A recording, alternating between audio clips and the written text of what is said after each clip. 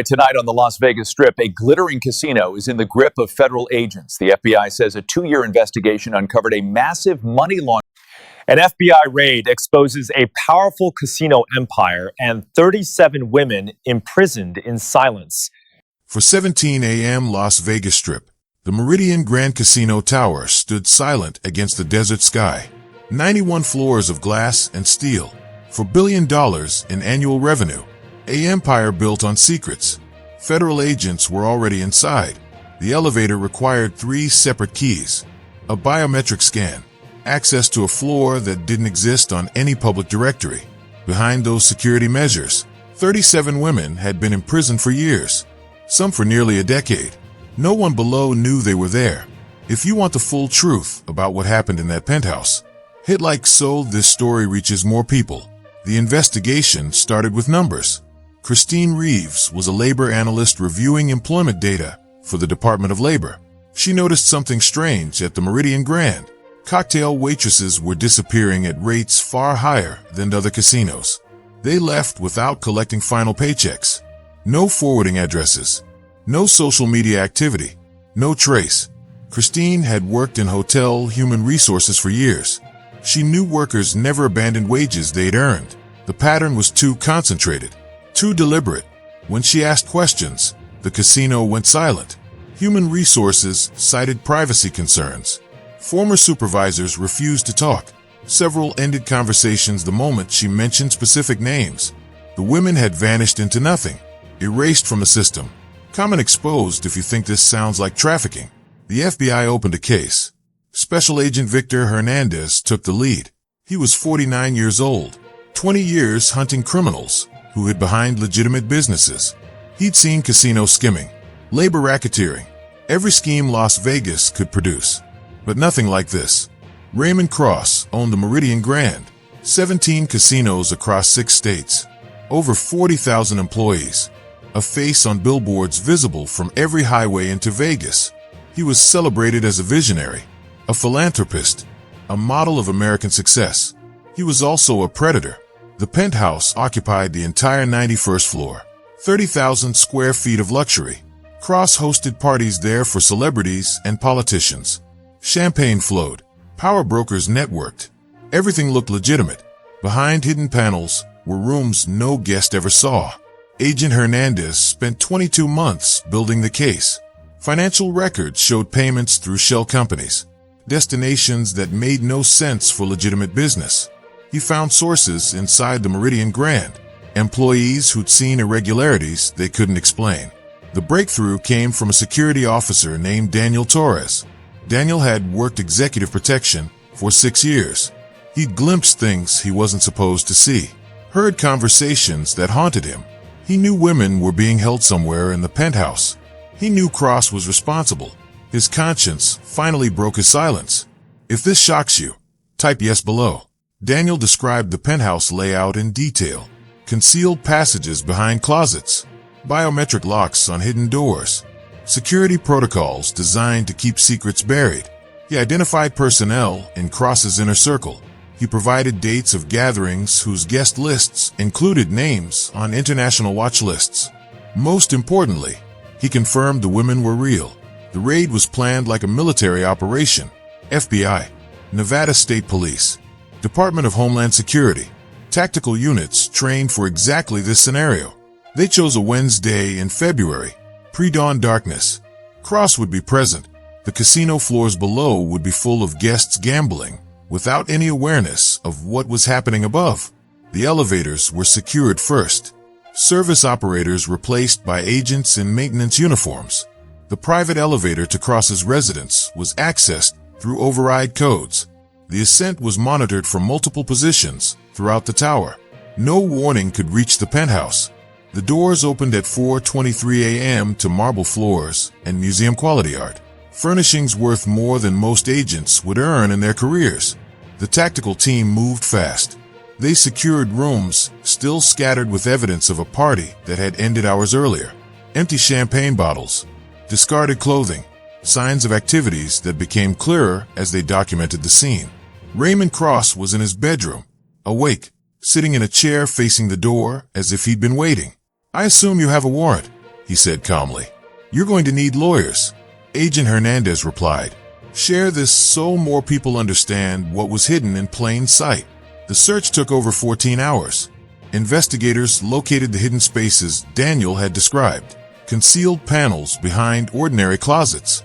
Mechanisms sophisticated enough to resist detection. Beyond them lay a network of rooms along the building's core. Spaces invisible on any blueprint. The living quarters were small but equipped.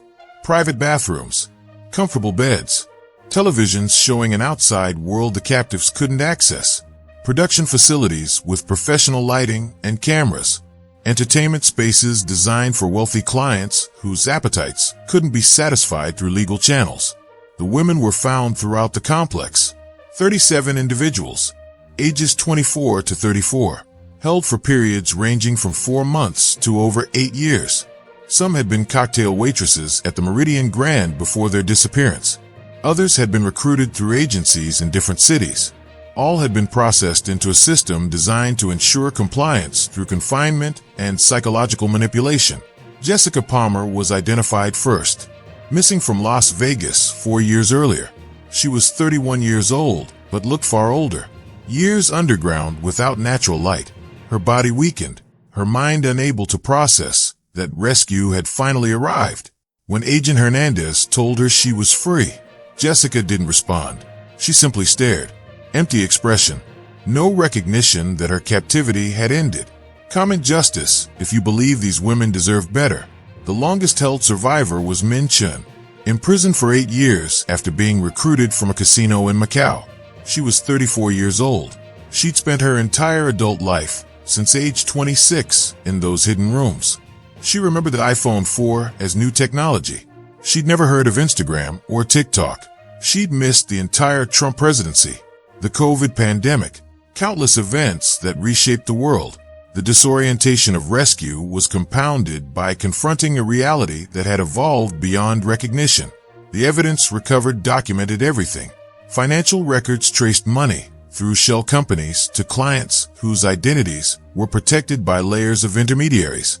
Correspondents discussed victims as inventory, clients as customers. Video recordings documented thousands of hours of exploitation. Client lists identified individuals from around the world. Powerful people, wealthy people, people who believed they were untouchable. The investigation expanded across 4 continents.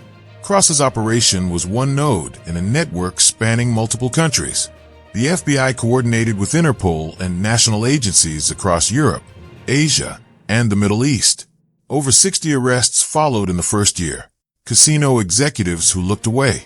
Recruitment agents who identified victims. Clients who participated in gatherings. All face charges. If you want to see justice served, hit subscribe so you don't miss what happens next. Raymond Cross's trial began 2 years after his arrest. The prosecution presented evidence across 128 days. Financial records, surveillance footage, survivor testimony. The defense attempted to portray Cross as a legitimate businessman whose private life had been sensationalized. The jury didn't buy it. Jessica Palmer testified in person. 2 days describing her recruitment, her captivity, her exploitation. When asked to identify the man responsible, she looked directly at Cross. "That's him," she said quietly. "He took everything from me, but I'm still here, and he's going to pay." The guilty verdicts took less than 5 hours. 194 counts, including human trafficking, kidnapping, forced labor, sexual exploitation, money laundering, and racketeering. The judge sentenced him to 16 consecutive life terms without parole. His casino empire was seized. The Meridian Grand was sold. The penthouse was sealed permanently. Its hidden spaces filled with concrete, a symbolic closure survivors had requested. The 37 women scattered across the country. Some returned to families. Others sought anonymity in new locations. Several became advocates. Jessica Palmer founded an organization supporting women exploited in hospitality. Min Chun settled in the Pacific Northwest, working as a translator. Agent Hernandez continued pursuing similar cases. Christine Reeves became a leading expert on hospitality trafficking. Daniel Torres disappeared into witness protection. Common hope if you believe survivors can rebuild their lives. A memorial was established in a Las Vegas park. 37 trees planted along peaceful pathways, each marked with a plaque bearing a name. A central monument listed all documented victims, with a dedication. They were stolen from the world and held in darkness above a city of lights. They were found. They were freed. They will be remembered. The Meridian Grand Tower still rises above the Strip, the sealed penthouse invisible from the street, but present nonetheless. Life continues below. Cards dealt, dice thrown, fortunes won and lost. The ordinary commerce of Las Vegas rolling forward. But the survivors remember. Investigators remember. A society forced to confront that such things happen in plain sight, while millions look in other directions. The work continues. The vigilance remains necessary. In casinos across the country, cocktail waitresses serve drinks to customers who would never suspect what happened to women in similar positions.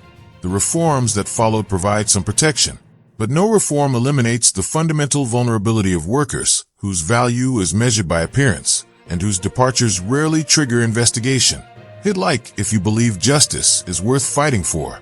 Comment what shocked you most. Subscribe so you don't miss stories that expose the truth. Share this before it gets buried. The story isn't over. It never will be as long as trafficking continues and predators seek new ways to exploit the vulnerable. But this chapter ended, and in its ending, something resembling hope emerged from darkness. 37 women were found. 37 women were freed. And the man who stole years of their lives will spend all his remaining years in a cell. His empire dismantled. His legacy reduced to a cautionary tale about the limits of wealth and the possibility of justice.